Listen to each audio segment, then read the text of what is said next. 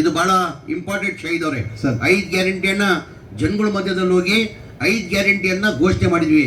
ಇನ್ನೊಂದು 6ನೇ ಗ್ಯಾರಂಟಿ ಅಂತ ನಾನು ಭಾವಿಸ್ತಾ ಇದ್ದೀನಿ. ಅದು ಚುನಾವಣೆ ಟೈಮಲ್ಲಿ ಘೋಷಣೆ ಮಾಡಿರಲಿಲ್ಲ. ನಾವು ಜನಗಳಿಗೆ ಮನೆ ಫ್ರೀ ಕೊಡ್ತೀವಂತ ನಾವು ಘೋಷಣೆ ಮಾಡಿರಲಿಲ್ಲ.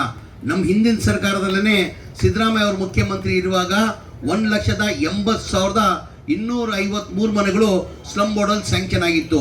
13, 14, 15, 16, 17, 18ರಲ್ಲಿ. ಅದಾದ್ಮೇಲೆ ಸಮ್ಮಿಶ್ರ ಸರ್ಕಾರ ಬಂತು, BJP ಸರ್ಕಾರ ಬಂತು. ಒಂದು ಮನೆನೂ ಸ್ಯಾಂಕ್ಷನ್ ಮಾಡಿಲ್ಲ, ಒಂದು ಮನೆನೂ ಕೊಡಕ್ಕೆ ಸಾಧ್ಯ ಆಗಲ್ಲ. ಕಾರಣ ಅಂದ್ರೆ ಒಂದು ಮನೆ ಕಟ್ಟಬೇಕಾದ್ರೆ 7.5 ಲಕ್ಷ ರೂಪಾಯಿ ಆಗ್ತದೆ. ಕೇಂದ್ರ ಸರ್ಕಾರದಿಂದ ಪ್ರಧಾನ ಮಂತ್ರಿ ಆವಾಸ್ ಯೋಜನಾ ಅಂತ ಹೇಳ್ಬಿಟ್ಟು 1.5 ಲಕ್ಷ ಕೊಡ್ತಾರೆ. ಅದಕ್ಕೆ 18% GST ಹಾಕಿ 1,32,000 ವಾಪಸ್ ತಗೊಳ್ತವ್ರೆ. ರಾಜ್ಯ ಸರ್ಕಾರದಿಂದ 1,20,000 ಕೊಡ್ತಾರೆ. ಅವರೇಜ್ ತಗೊಂಡ್ರೆ 3 ಲಕ್ಷ ಆಗ್ತದೆ. 7.5 ಲಕ್ಷದಲ್ಲಿ 3 ಲಕ್ಷ ಹೋದ್ರೆ 4.5 ಲಕ್ಷ ಬೆನಿಫಿಷರಿ ಕಟ್ಟಬೇಕಾಗಿತ್ತು. ಪಾಪ ಬಡವರು ಎಲ್ಲಿಂದ ಕಟ್ಟಕ್ಕೆ ಸಾಧ್ಯ? ಯಾರೋ 5,000 ಕಟ್ಟವ್ರೆ, ಯಾರೋ 15,000 ಕೊಟ್ಟವ್ರೆ, ಯಾರೋ 20,000 ಕೊಟ್ಟವ್ರೆ. ಅದ್ಮೇಲೆ ಕೊಡಕ್ಕೆ ಸಾಧ್ಯ ಆಗಿಲ್ಲ. ನಮ್ಮ ಸರ್ಕಾರ ಬಂದಾದ್ಮೇಲೆ, ಮನೆ ಸಿದ್ದರಾಮಯ್ಯ ಅವರು ಮುಖ್ಯಮಂತ್ರಿ ಆದ್ಮೇಲೆ, ಕಾಂಗ್ರೆಸ್ ಸರ್ಕಾರ ಆದ್ಮೇಲೆ ಬಡವರಿದು ದುಡ್ಡು ಕೊಡಕ್ಕೆ ಸಾಧ್ಯ ಆಗಲ್ಲ. ಜನ ಬೀದಿಯಲ್ಲಿದ್ದಾರೆ. ಸರ್ಕಾರ ವತಿಯಿಂದಾನೆ 4 ಲಕ್ಷ ರೂಪಾಯಿ ಕೊಡ್ಬೇಕಂತ 1,400 ಕೋಟಿ ಕೊಟ್ಟು ಮನೆಗಳು ಕಂಪ್ಲೀಟ್ ಮಾಡಿ ನಾವು 80,000 ಮನೆಗಳು ನಾವು ಆಲ್ರೆಡಿ ಹ್ಯಾಂಡ್ ಓವರ್ ಮಾಡಿದ್ದೀವಿ. ಇದೇ ಜೂನಲ್ಲಿ ಇನ್ನ 36,000 മനെകൾ കൊടുಬೇಕಂತ ನಾವು തീരുമാനം ಮಾಡಿದ್ದೀವಿ. കർണാടകയിൽ 5 ഗ്യാരണ്ടിയുടെ കൂടുതൽ കൂടെ ഒരു ഗ്യാരണ്ടിയും കൂടെ ഉണ്ടായിരുന്നു. അത് ഞങ്ങൾ ഇലക്ഷന്റെ സമയത്ത് പ്രഖ്യാപിച്ചിരുന്നില്ല. അതായത് പാവപ്പെട്ട ആൾക്കാർക്ക് വീട് നിർമ്മിച്ചു കൊടുക്കുക.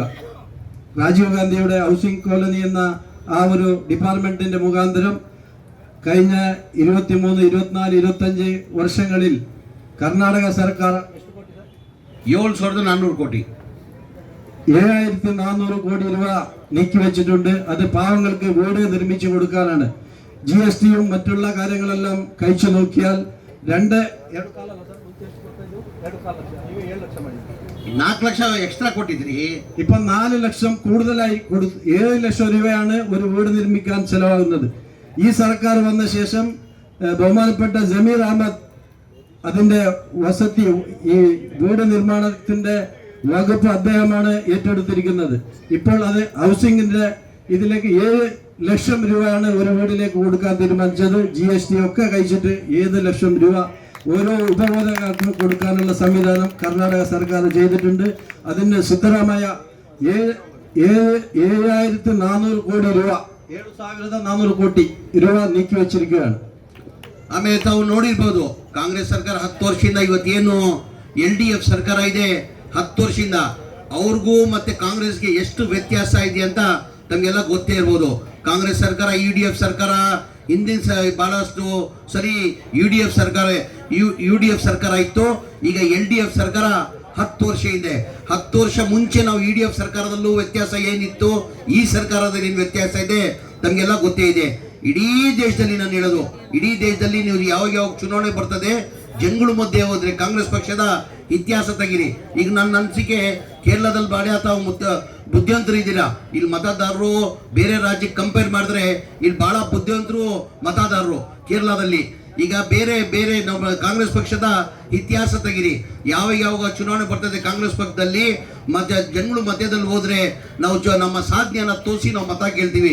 ನಮ್ಮ ಸರ್ಕಾರ ಇತ್ತು, ನಾವು ಇಂಥ ಕಾರ್ಯಕ್ರಮ ಕೊಟ್ಟಿದ್ದೀವಿ, ನಮ್ಮ ಸರ್ಕಾರ ಬಂದ್ರೆ ಈ ಕಾರ್ಯಕ್ರಮ ಕೊಡ್ತೀವಿ ಅಂತ ನಮ್ಮ ಸಾಧನೆಯನ್ನ ತೋರಿಸಿ ಮತ ಕೇಳ್ತೀವಿ. ಯಾವತ್ತಾನು ಇವರು ಸಾಧನೆಯನ್ನ ತೋರಿಸಿ BJPಯವರು ಮತ ಕೇಳಿದಾರ?